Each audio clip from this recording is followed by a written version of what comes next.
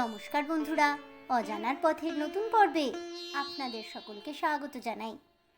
মা কালীর প্রিয় সন্তানদের কথা বলতে গেলে প্রথমেই যার নাম মনে আসে তিনি হলেন পরম পুরুষ ঠাকুর রামকৃষ্ণদেব এবং অন্যজন হলেন সাধক বামাখ্যাপা।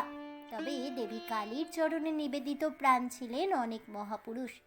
তারা অনেক অলৌকিক ঘটনাও ঘটিয়েছেন। তবে তার মধ্যে অন্যতম একজন মহাপুরুষ হলেন সাধক বামাখ্যাপা। জানেন কি এই সাধক বামাখ্যাপা আসলে কে ছিলেন? কিভাবে তিনি তারাপুত্র নামে পরিচিত হলেন? আর কেনই বা তিনি সাধক হয়ে উঠেছিলেন? জানেন কি সেই কাহিনী? বন্ধুরা, আজ আপনাদের শোনাবো মা কালীর প্রিয় সন্তানদের মধ্যে অন্যতম সাধক বামাখ্যাপার জীবনের সংক্ষিপ্ত কাহিনী। বন্ধুরা, সাধক বামাখ্যাপার জীবনী সম্পর্কে জানতে হলে অবশ্যই ভিডিওটি স্কিপ না করে শেষ পর্যন্ত দেখতে থাকুন। নমস্কার বন্ধুরা, অজানার পথের নতুন পর্বে আপনাদের সকলকে স্বাগত জানাই। ভূমির আটলা গ্রামে বসবাস করতেন সর্বানন্দ চট্টোপাধ্যায় ও রাজকুমারী দেবী নামের এক অত্যন্ত গরিব ব্রাহ্মণ দম্পতি।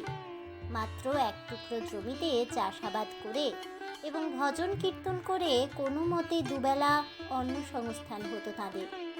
এই দম্পতির প্রথম সন্তান ছিলেন জয় কালী দেবী। তো প্রথম সন্তান কন্যা হওয়ার কারণেই একটি পুত্র সন্তানের জন্য মা তারার কাছে হত্যে দিয়ে পড়ে থাকতেন এই দম্পতি।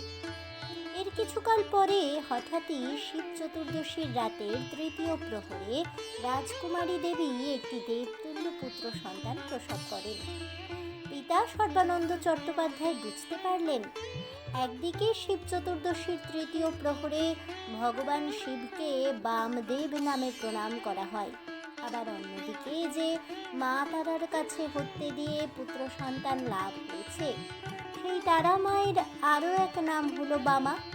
তিনি এই দুইয়ের সংযোগ বুঝতে পেরে তার পুত্রের নাম রাখলেন বামাচরণ চট্টোপাধ্যায়, অর্থাৎ তারা মায়ের চরণ। কিন্তু কে জেনেছিল এই শিশুটি শুধু নামেই নয়, একদিন সত্যি সত্যি তারা মায়ের সন্তান হিসেবে জগতে প্রসিদ্ধি লাভ করবে। সে যাই হোক, জয়কালী দেবী ও বামাচরণ ছাড়াও দুর্গা দেবী, দ্রব্যময়ী ও সুন্দরী নামের 3 কন্যা ও রামচরণ নামের আরও একটি পুত্র সন্তান লাভ করেছিলেন সর্বানন্দ রাজকুমারী দেবী। সংসারের অবস্থা খুব খারাপ হলেও পুত্র বামাচরণকে পাঠশালায় পাঠিয়েছিলেন সর্বানন্দ মহাশয়। তবে প্রথাগত বিদ্যাশিক্ষায় খুব বেশি দূর এগোতে পারেননি বামাচরণ। কিছুকাল পরে পাঠশালার মায়া ত্যাগ করে গ্রামে গ্রামে রামায়ণ, মহাভারত ও কীর্তন গান গিয়ে 2 পয়সা বাড়তি রোজগার করার চেষ্টা করতে থাকেন তিনি। তবে এর মাঝে মাঝে দ্বারকা নদী পাড়ি দিয়ে তিনি প্রায়শই চলে যেতেন তারাপীঠে।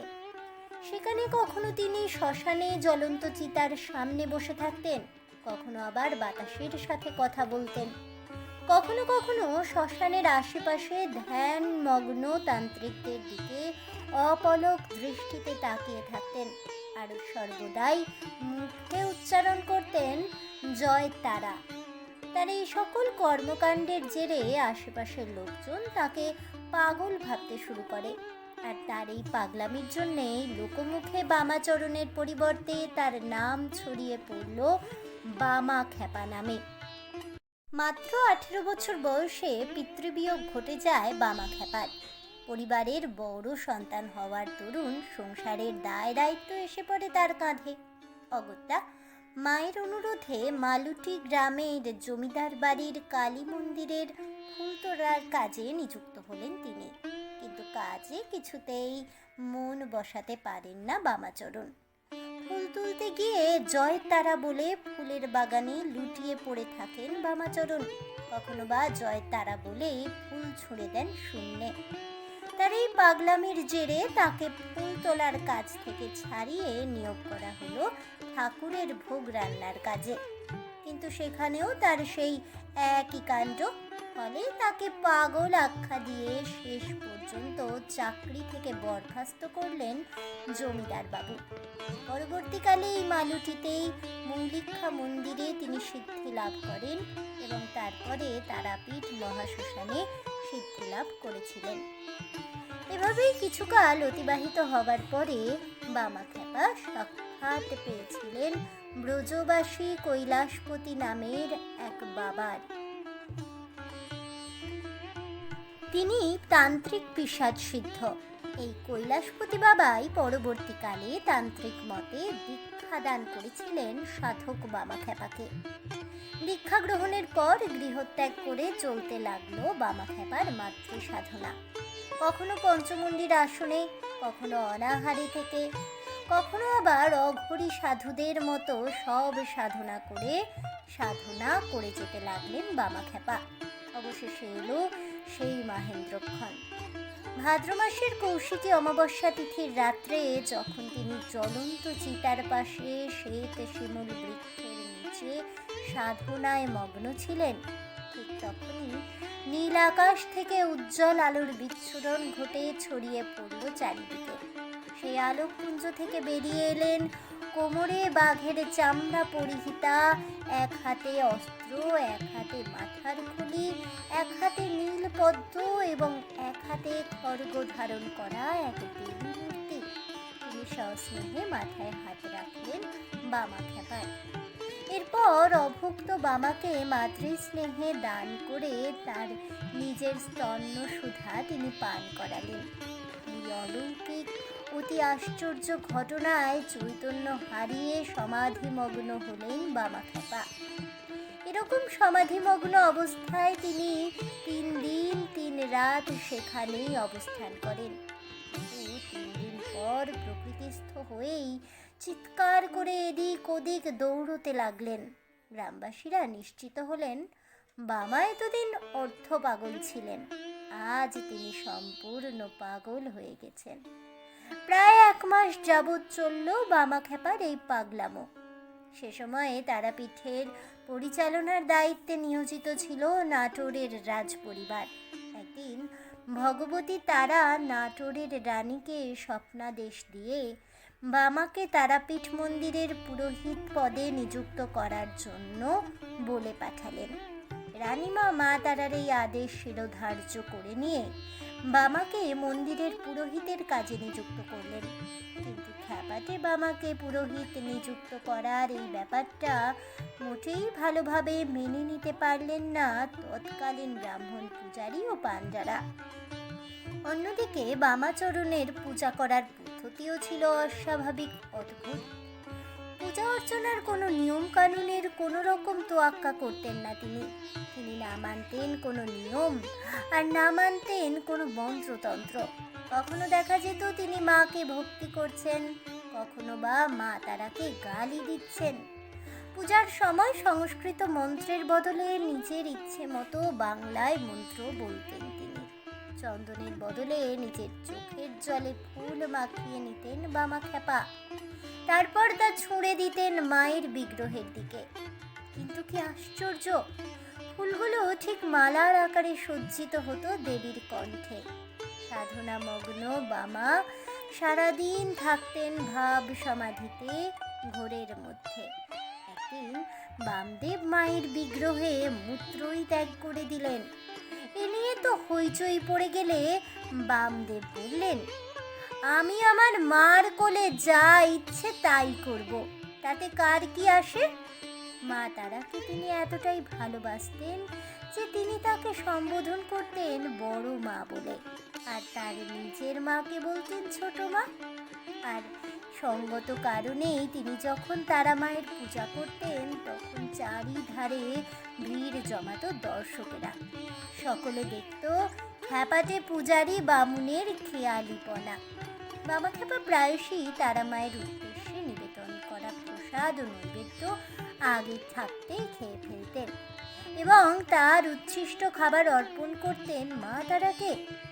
এ ব্যাপারে তার মত ছিল, সন্তানকে অভুক্ত রেখে কোনো মা কখনোই খেতে পারেন না। তাছাড়া মায়ের উদ্দেশ্যে নিবেদন করা প্রসাদ মায়ের উপযুক্ত কিনা সেটাও তো পরীক্ষা করে দেখে নেওয়া দরকার। এ যেন সেই রামায়ণের শবরী মাতার ঘটনার পুনরাবৃত্তি। একদা তারা মায়ের প্রসাদ খাওয়াকে কেন্দ্র করে তাকে বেদম প্রহার করে মন্দির থেকে বের করে দিলেন ব্রাহ্মণেরা। কিন্তু সেই রাতেই নাটোরের রানীমা মা তারার স্বপ্নাদেশ পেলেন। স্বপ্নে মা তারা রানীমাকে বলেছিলেন, আমার পুত্র বামাকে অভুক্ত রেখে প্রহার করার কারণে আমি নিজেও অভুক্ত রক্তাক্ত।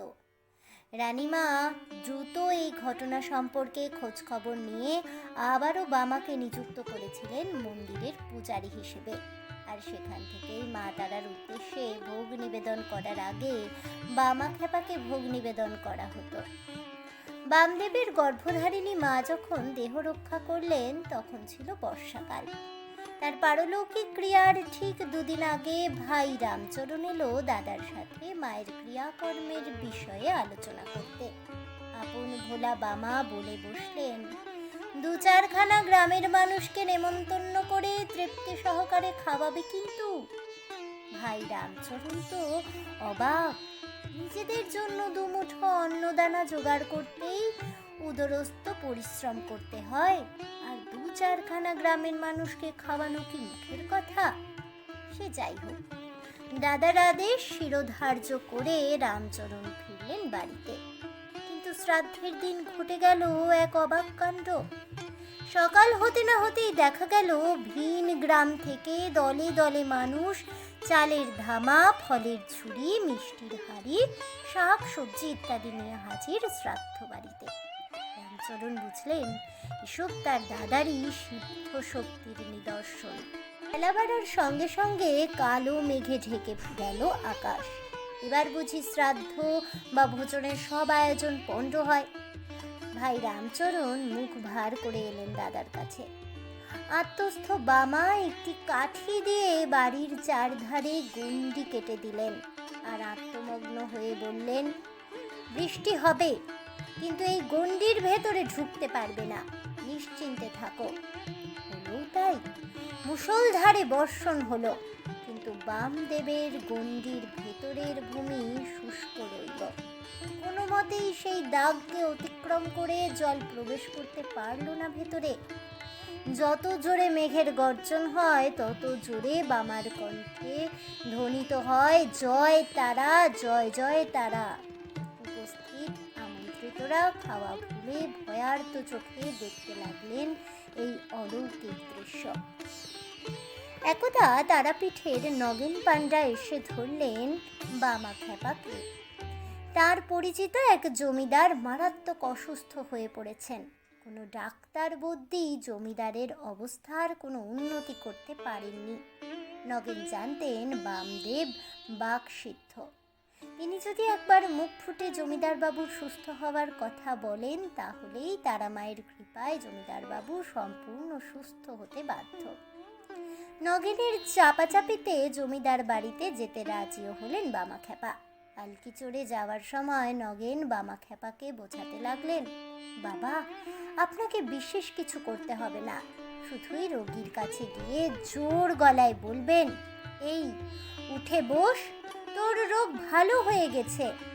আপনি মুখ দিয়ে ওইটুকু বললেই সব হয়ে যাবে। বাবা খেপা সরল শিশুর মতোই বললেন, তুমি যখন বলছো তখন তাই বলবো। যদি ভুলে যাই তুমি আমাকে একটু মনে করিয়ে দিও নগেন খুড়ো। কিন্তু রোগীর ঘরে ঢুকেই বামা খেপা যা বললেন তাতে সকলে অবাক। রোগীকে দেখা মাত্রই তিনি বলে বসলেন, ও নগেন খুড়ো, এ শাল তো এখনই ফট। এ কথা বলেই বামা খেপা বাইরে এসে পালকিতে চড়ে বসলেন। এদিকে জমিদার বাবু ও বামা খেপার প্রস্থান মাত্রই শেষ নিঃশ্বাস ত্যাগ করলেন। এতে নগেন পাণ্ডা বাইরে এসে রেগে বামা খেপাকে বললেন, এ আপনি কি করলেন? এরকম করবেন জানলে আমি আপনাকে কখনোই নিয়ে আসতাম না। সরল বালকের মতোই বামা খেপা উত্তর দিলেন, আমি তো তোমার শেখানো কথাই বলতে গিয়েছিলাম, কিন্তু মা তারা যে বাধা দিলেন, বললেন ও কথা বলিস না, বলে দে ফট। তাই আমি তাই বললাম। একদা বিশ্বকবি রবীন্দ্রনাথ ঠাকুরের পিতা মহর্ষি দেবেন্দ্রনাথ ঠাকুর এলেন বামাখ্যাপার সাথে সাক্ষাৎ করতে। তিনি নিজে ব্রাহ্ম ধর্মের অনুসারী হলেও বামাখ্যাপার প্রতি তাঁর ছিল অগাধ শ্রদ্ধা। ফেরার সময় বামাখ্যাপা মহর্ষিকে বললেন, ফেরার পথে ট্রেন থেকেই দেখতে পাবি একটা বিশাল আকার মাঠ। সেই মাঠের মাঝখানে আছে একটা ছাতিম গাছ, তার নিচে বসে ধ্যান করবে, দেখবে মনের ভিতরে আনন্দের জ্যোতি জ্বলে উঠেছে। ওখানে একটা আশ্রম বানাও দেখি। আহা, শান্তি শান্তি।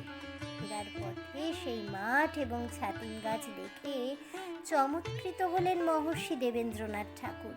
বামাখ্যাপার কথা মতোই সেখানে বসে কিছুক্ষণের জন্য ধ্যানমগ্ন হলেন তিনি। কথিত আছে পরবর্তীকালে এই স্থানেই প্রতিষ্ঠিত হয়েছিল আজকের শান্তিনিকেতন। বাংলার বাঘ স্যার আশুতোষ মুখোপাধ্যায় 1901 খ্রিস্টাব্দে তার মা এবং স্ত্রীকে নিয়ে তারাপীঠে বামাখ্যাপার দর্শনে গিয়েছিলেন। আশুতোষ বামাখ্যাপাকে ভক্তিভরে প্রণাম করে বলে উঠেছিলেন, যা যা তোর মনের ইচ্ছে পূর্ণ হবে, তুই শালা জজ হবি। আশুতোষ তখন হাইকোর্টের আইনজীবী, কিন্তু মনে মনে জজ হওয়ার বড়ই ইচ্ছে ছিল তার। একথা বামাখ্যাপা জানলেন কিভাবে? আর কেমন আশ্চর্য, 1904 সালে হাইকোর্টের জজ সাহেব হিসেবে নিযুক্ত হয়েছিলেন স্যার আশুতোষ মুখোপাধ্যায়। একবার কবিগুরু রবীন্দ্রনাথ ঠাকুর ও চারণ কবি মুকুন্দ দাস তারাপীঠে গিয়ে বামাখ্যাপার সাক্ষাৎ প্রার্থী হলেন। সারাদিন অপেক্ষার পরে সন্ধ্যায় দর্শন পেলেন বামাখ্যাপার। তাদের দুজনকে তারামায়ের প্রসাদ খেতে দিয়ে খ্যাপা বাবা মুকুন্দ দাসকে বললেন, তোর ফুটুস কলটা নদীতে ফেলে দিয়ে আয়। আসলে মুকুন্দ দাসের কোমরে একটা রিভলভার গোজা ছিল, কিন্তু বামাখ্যাপা তা কিভাবে জানলেন? সেদিনকার সাক্ষাৎকারে তিনি রবীন্দ্রনাথ ঠাকুরকে বলেছিলেন, তোর খুব নাম ডাক হবে। আর সেই রবীন্দ্রনাথ ঠাকুরই সমগ্র এশিয়ার মধ্যে সর্বপ্রথম নোবেল পুরস্কার এনে দিয়েছিলেন ভারত মাতাকে। একদা 19 বছর বয়সী নরেন নামের এক যুবক তার কলেজের সহপাঠী শরৎচন্দ্রকে নিয়ে বামাখ্যাপার দর্শনে গেলেন। কিন্তু নরেনকে দর্শন মাত্র নরেন ও খ্যাপা বাবা দুজনের চোখই অশ্রুতে ভরে গেল। বামাখ্যাপাকে দর্শন করেই এক অলৌকিক আনন্দ অনুভব করলেন নরেন্দ্রনাথ। পরবর্তীকালে শরৎচন্দ্রকে বামাখ্যাপা বলেছিলেন, এই যুবক একদিন ধর্মের মুখ উজ্জ্বল করবে। বাকসিদ্ধ বামাখ্যাপার কথা বিফলে যায়নি। পরবর্তীকালে এই নরেনই একদিন বিশ্বের দরবারে তুলে ধরেছিলেন সনাতন ধর্মের শ্রেষ্ঠত্ব। আর তিনি নিজে পরিচিত হয়েছিলেন স্বামী বিবেকানন্দ নামে। সাধক বামাখ্যাপা কখনো বালকবৎ হয়ে মা তারার কাছে এসে আবদার করতেন, বায়না করতেন। কখনো উন্মাদের মতো শ্মশানে বিচরণ করে অট্টহাস্য করতেন। কখনো রেগে গিয়ে এমন জয় তারা রব তুলতেন যে গোটা শ্মশান ভূমি কেঁপে উঠত। তার কৃপা পেয়ে বহু মুমূর্ষ রোগী হয়ে উঠেছিলেন সম্পূর্ণ সুস্থ। তবে তিনি কখনো তাবিজ কবজ বা জল পোড়া তেল পোড়া দিতেন না। কাউকে রেগে পদাঘাত করে বা কারোর উপরে থুতু ছিটিয়ে দিতেই সেই রোগী হয়ে যেত সম্পূর্ণ সুস্থ, ফিরে আসতো জমদুয়ার থেকে। আবার কখনো বা বিরক্ত হয়ে কাউকে মায়ের প্রসাদী ফুল বা শ্মশানের মাটি তুলে ছুঁড়ে মারতেন, তাতেই সমস্যা সমাধান হয়ে যেত। তারামায়ের এই পাগল ছেলে তার ভবলীলা সাঙ্গ করেছিলেন 1911 সালে।